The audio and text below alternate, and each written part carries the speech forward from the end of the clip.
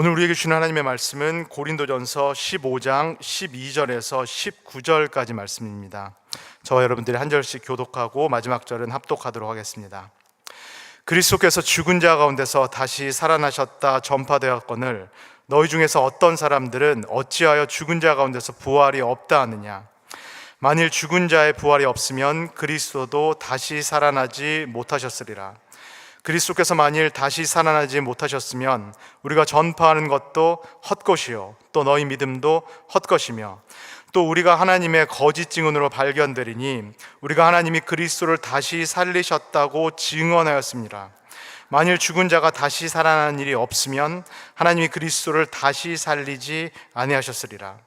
만일 죽은 자가 다시 살아나는 일이 없으면 그리스도도 다시 살아나신 일이 없었을 터이요 그리스도께서 다시 살아나신 일이 없으면 너희의 믿음도 헛되고 너희가 여전히 죄 가운데 있을 것이요 또한 그리스도 안에서 잠자는 자도 망하였으리니 만일 그리스도 안에서 우리가 바라는 것이 다만 이 세상의 삶뿐이면 모든 사람 가운데 우리가 더욱 불쌍한 자리라. 아멘. 안녕하세요. 토요 아침 예배에 나오신 모든 분들을 주님의 이름으로 환영합니다.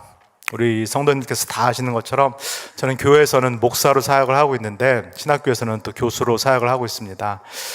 신학교에서 교수로 사역을 하는 것과 사실은 목회 현장에서 목사로 사역하는 것 이 둘 사이에 비슷한 점들이 참 많습니다. 신학교에서 제가 11년 동안 지금 교수 사역을 하고 있는데 신학생 한 분 한 분을 바로 세우는 것, 신학교에 입학하셔서 한 분 한 분을 정말로 올바른 신학으로 또 올바른 목회자로 성장하도록 돕는 일, 이 일이 제가 신학교수로서 오랫동안 해왔던 그런 사역입니다. 우리 교회가 속한 이 미국 장로 교단에서 저같이 한 명의 이 목회자, 목사를 세우는 일도 마찬가지입니다. 한 명의 목회자가 탄생하기까지 신학교 그리고 교단이 쏟는 그 시간과 정성이 참 깁니다. 왜 이렇게 신학교에서 그리고 교단에서 한 명의 목회자 그리고 한 명의 목사를 세우기 위해서 심혈을 다 기울일까요? 이렇게 한 명의 목회자, 한 명의 목자가 바로 세워져야지만 교회가 바로 설 수 있기 때문입니다. 그래야지만은 그 교회의 성도들이 바로 설 수 있기 때문입니다.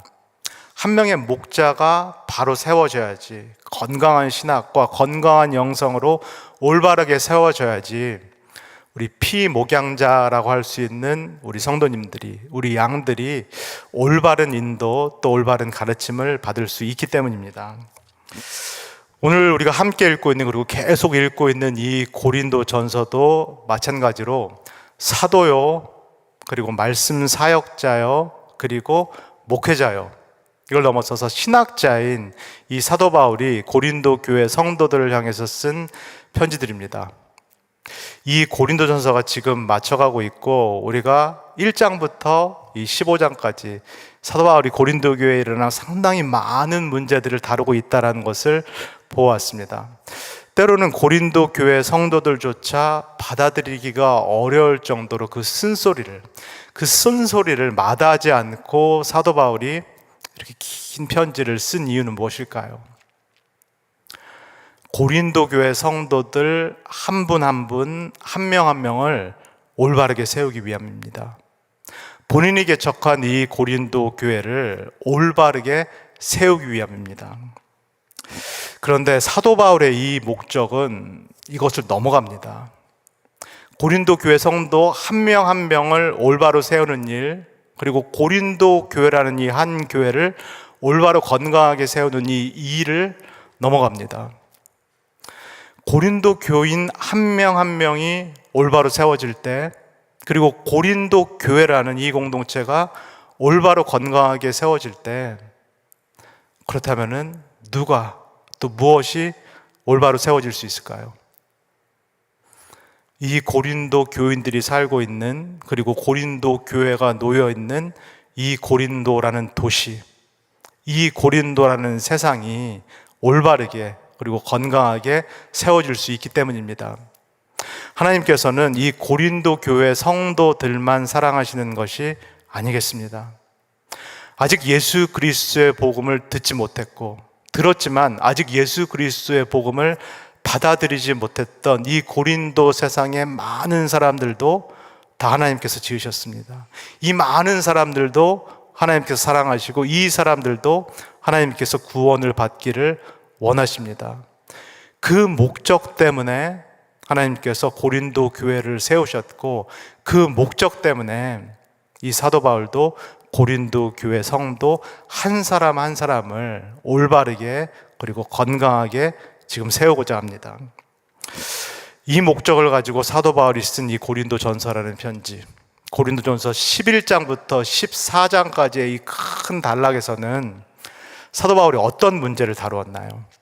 우리가 쭉 봐왔고, 제가 수요 예배에서도 말씀을 드렸고, 목요 매일 만나, 금요 매일 만나에도 말씀을 드렸는데, 고린도전서 11장부터 14장까지 큰 단락에서는 사도 바울이 무슨 문제를 다루었나요? 고린도 교회의 예배의 문제를 다뤘습니다. 고린도 교회에서 예배 때 일어나는 그 문제를 다뤘습니다. 그러면 어제부터 시작된 이 고린도전서 15장, 그리고 오늘 함께 읽은 이 15장 뒷부분에서는 사도 바울이 어떤 문제를 다루고 있나요?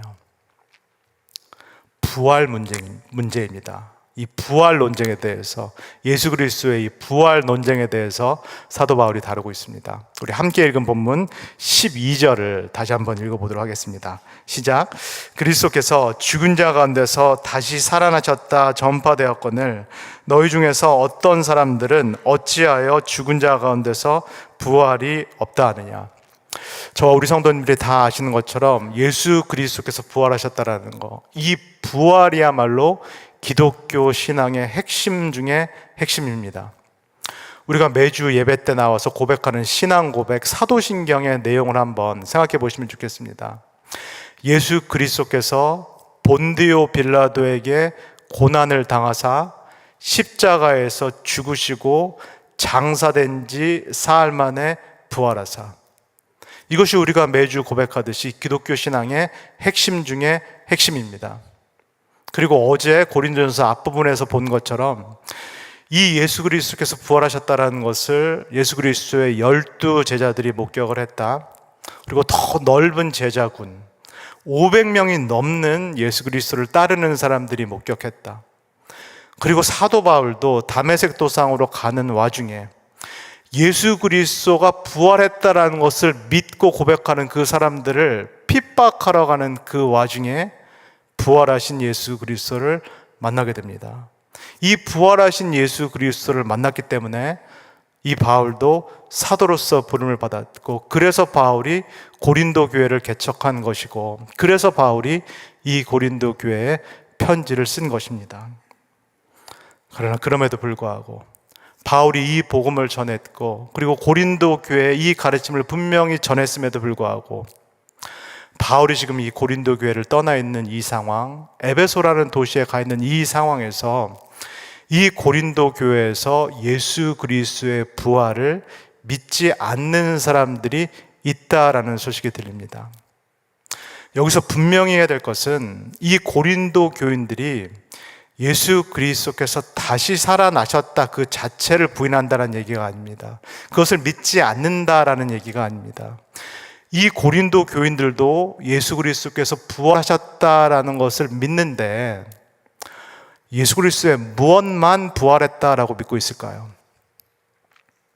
예수 그리스도의 영혼만 다시 사셨다. 예수 그리스도의 영혼만 부활했다라고 믿고 있는 것입니다. 예수 그리스도의 이 죽은 몸, 죽은 육체, 죽은 시신, 조금 더 직접적으로 표현하면 예수 그리스도의 이 죽은 시체는 부활하지 않았다. 그렇게 믿고 있다라는 것입니다. 오늘날 많은 현대인들이 겪고 있는 그 어려움들, 기독교 신앙을 받아들일 때 오늘날 많은 현대인들이 어려움을 겪고 있는 지점도 바로 여기입니다. 예수 그리스도라는 그 한 인물이 정말로 부활을 했다란 말인가? 영혼이 부활했다는 얘기가 아니라 예수 그리스도의 그 시신, 예수 그리스도의 그 죽은 몸이 정말로 부활했다라는 말인가? 성경에 아무리 빈 무덤이 있다라는 이야기가 나와도 예수 그리스도의 제자들이 보았다라는 증언이 나와도 500명이 넘는 사람들이 보았다라는 그런 증언들이 있어도 사실은 오늘날 현대인들이 이것을 받아들이기는 어렵습니다. 오늘날 현대 과학의 시대, 의학의 시대, AI 시대에 정말로 죽은 시신이, 죽은 몸이 부활했다라는 것을 받아들이는 것은 어려운 일입니다. 예수 그리스도를 믿지 않는 분들은 일단 차차하더라도 중요한 질문은 이것입니다. 예수 그리스도를 믿는 분들, 저와 여러분들이 정말로 예수 그리스도께서 몸으로 부활하셨다라는 것을 믿고 있는지, 더 중요한 것은 예수 그리스도께서 육체로 몸으로 부활했다라는 것, 예수 그리스도의 이 죽은 시신이 부활했다라는 것이 나에게, 오늘 나에게 무슨 의미인가? 이것을 우리가 정확히 알고 있느냐 하는 그 문제입니다. 제가 우리 성도님들께 한번 질문을 드려보겠습니다. 우리에게 매우 익숙한 구호들이 있습니다. 예수 천당, 불신, 지옥. 예수 믿고 천국 가세요. 천당 가세요. 우리 성도님들은 이 우리에게 익숙한 구호를, 이 전도 구호를 들으시면은 무엇을 생각하시나요? 제가 신학교에서, 특별히 신학교 처음 들어오신 분들에게도 이 질문, 동일한 질문을 드리면은 열의 9은 이렇게 대답하십니다. 예수 믿고 우리의 영혼이 천국에 갑니다. 예수 믿고 우리의 영혼만 천국에 갑니다. 예수를 믿은 사람은 그 영혼이 천국에 가고, 예수를 믿지 않은 사람은 그 영혼이 지옥에 갑니다. 열의 9은 이렇게 생각하십니다. 그런데 만약에 우리가 이렇게만 믿는다라면은 우리의 삶에, 그리고 우리의 신앙생활에 어떤 일이 생길까요? 우리가 어떻게 생각하기가 쉬울까요?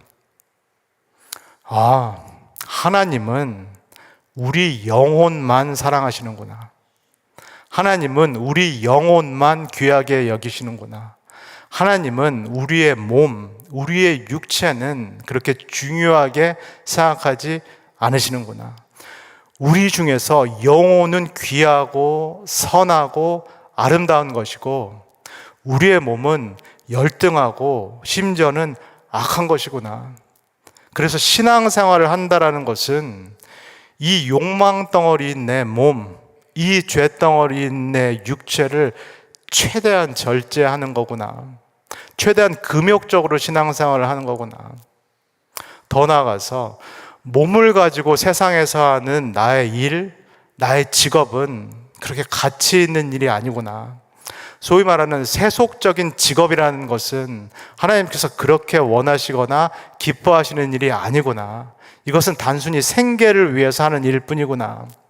오히려 교회에 가서 하는 그 영적인 일, 말씀과 기도에 전념하는 일을 하나님께서 좋아하시고 또 높게 평가하시고 더 가치 있다라고 여기시는구나.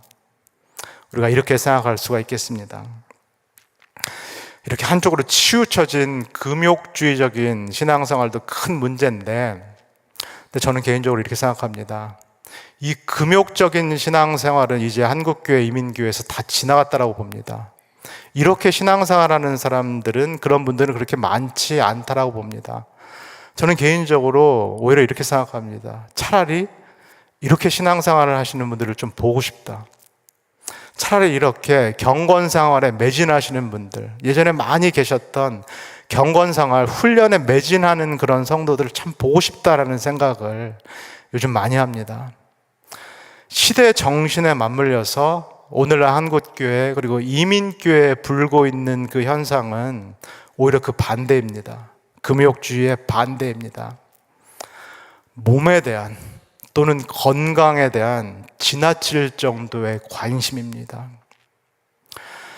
젊은 분들의 소셜미디어에 들어가 보면은, 젊은 분들이 사용하고 있는 페이스북이라든가 인스타그램 같은 소셜미디어에 들어가 보면은 어떤 사진들이 넘쳐나나요? 예쁜 얼굴들, 날씬한 몸매, 남성 같은 경우는 근육질의 이 멋진 몸매를 갖고 있는 사람들의 모습들이 넘쳐납니다. 무슨 수를 써더라도, 성형을 하든지 다이어트 약을 복용하든지 어떤 수를 써더라도 예쁜 얼굴, 건강한 몸을 만들기를 원하고 여기에 많은 시간과 물질을 투자합니다. 그리고 그렇게 만든 예쁜 얼굴과 몸을 다른 사람들에게 보여주기를, 여기에 많은 관심을 기울이는 것이 사실입니다. 그렇다면 어르신들 세대에 가면 어떨까요? 어르신들이 많이 모여있는 교회에 가면 어떨까요? 대화의 주된 내용이 어떤 내용인가요? 온통 건강에 대한 얘기입니다. 무슨 약을 먹으면 건강에 좋다더라. 무슨 활동을 하면 내 수명에, 내 건강에 좋다더라. 어떤 병원에 가면 좋다더라. 어떤 의사를 만나면 좋다더라. 많은 얘기들이 이 땅에서의 웰빙에 대한 그 내용으로 채워져 있습니다. 웰빙을 넘어서 이제는 웰다잉. 어떻게 하면 내가 나의 수명을 연장할 수 있을까? 어떻게 하면 내가 남은 삶 동안에 최대한 고통 없이 살아갈 수 있을까? 내가 어떻게 웰다잉을 할 수 있을까? 내가 어떻게 하면 고통 없이 내 생을 마감할 수 있을까? 이렇게 건강에 대한 이야기로 우리의 관심사가 채워져 있는 것이 사실입니다. 한편에서는 몸에 대한 마치 금욕적인 삶이 최고인 것처럼 이 몸에 대한 지나친 경시가 있는 그런 상황. 그러나 또 다른 한편에서는 이 몸에 대한 지나친 걱정, 지나친 염려, 지나친 관심이 있는 그런 우리의 현실.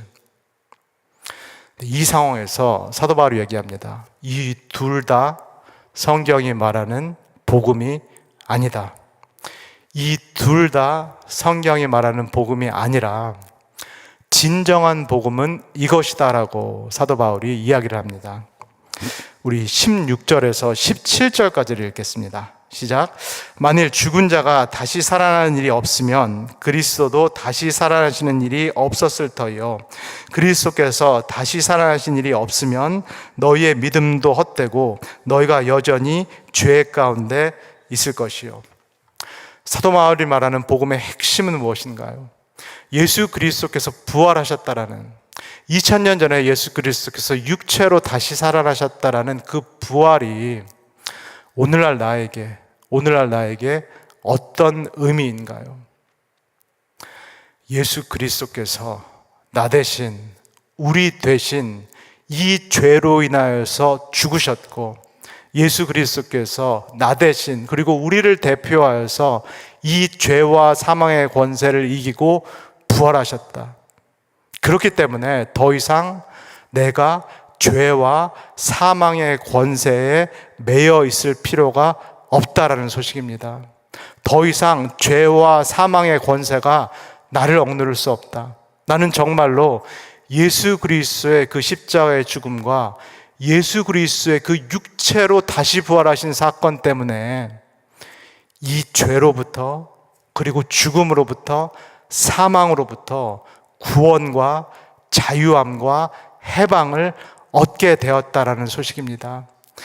이 전까지는, 예수 그리스도께서 십자가에서 죽으시고 부활하시기 전까지는 내가 꼼짝없이 죄와 죽음과 사망의 세력, 그 힘 아래에 있었다면은, 내가 그 아래에서 내가 원치 않아도 옴짝달싹 할 수 없었다라면은, 예수 그리스도께서 이제 부활하셨기 때문에, 이 모든 힘들을 이기고 부활하셨기 때문에 내가 이 죄와 사망의 세력을 더 이상 두려워할 필요가 없다라는 것입니다. 예수 그리스도를 믿고 난 이후에도 나는 죄인이기 때문에 어쩔 수 없다. 나는 죄인이기 때문에 죄를 지을 수밖에 없다라는 이 이야기를 더 이상 할 수가 없다라는 얘기입니다. 예수 그리스도를 믿었기 때문에 내 안에 이제는 죄를 이길 수 있는 그 자유, 죄와 싸울 수 있는 그 권세를 성령께서 주셨다는 사실입니다.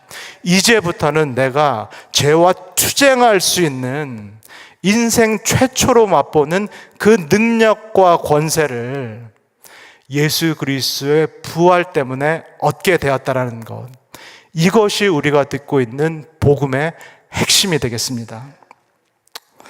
예수 그리스도의 이 부활의 의미를 우리가 진정으로 받아들이게 된다면 이걸 정말로 내 심령 깊이 누리게 된다면 우리의 삶에 어떤 변화가 생길까요? 크게 세 가지 변화가 생깁니다. 첫째, 우리가 몸을 가지고 사는 이 삶을 정말로 감사함으로 누리게 됩니다.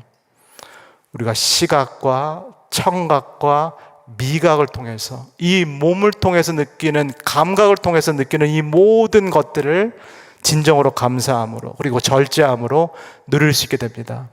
하나님께서 지으신 모든 피조세계가 창세기에서 말씀하신 것처럼 보시기에 어땠다? 좋았다.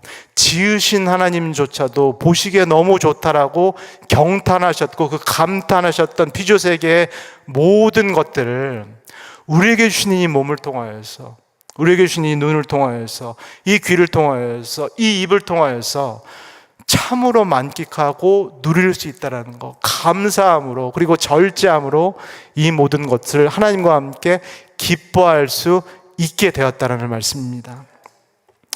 둘째로, 예수 그리스도의 부활의 이 의미를 깊이 받아들이게 되면은 이제 우리가 이 땅에서 사는 동안에, 몸을 갖고 우리가 이 땅에서 사는 동안에 우리의 몸, 우리의 삶을 이제는 주인 대신 하나님의 뜻에 걸맞게 사용하게 됩니다.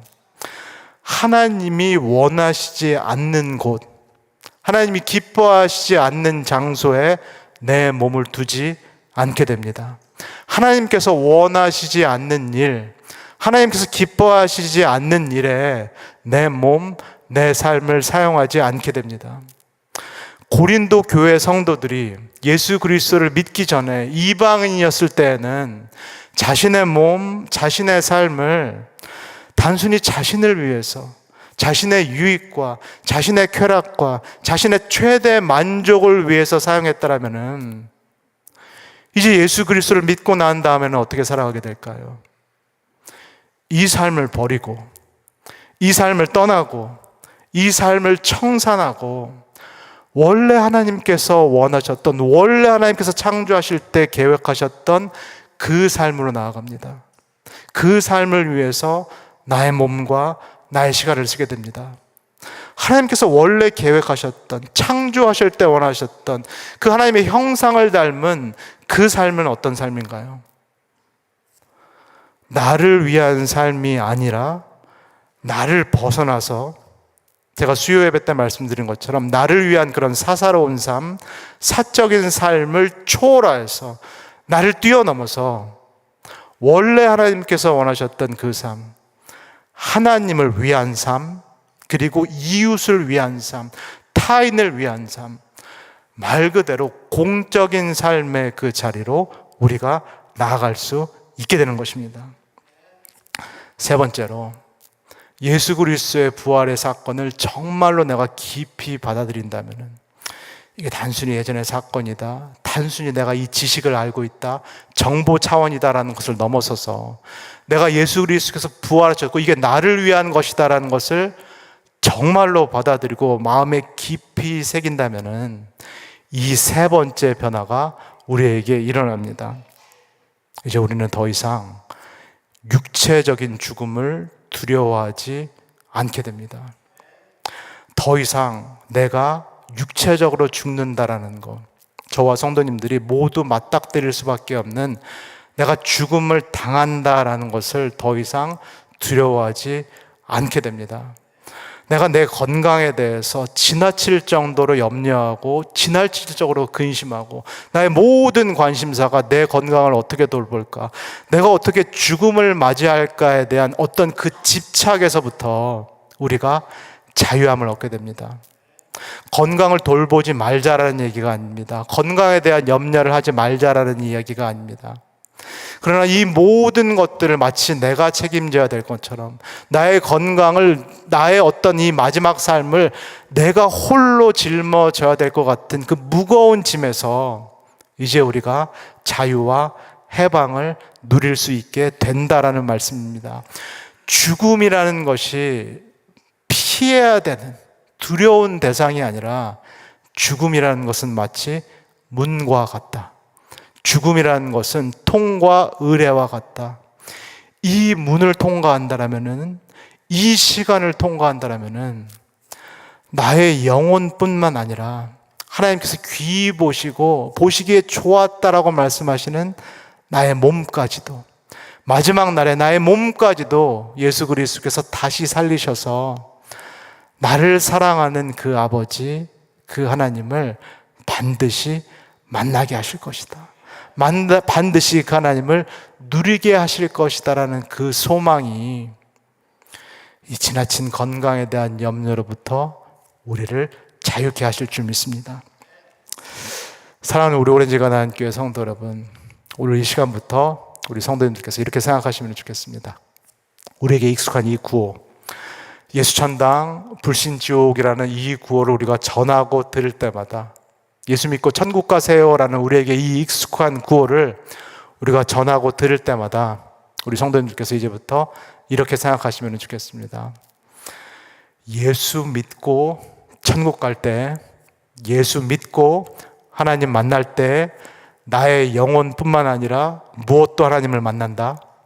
나의 몸, 나의 육체도 하나님을 만난다.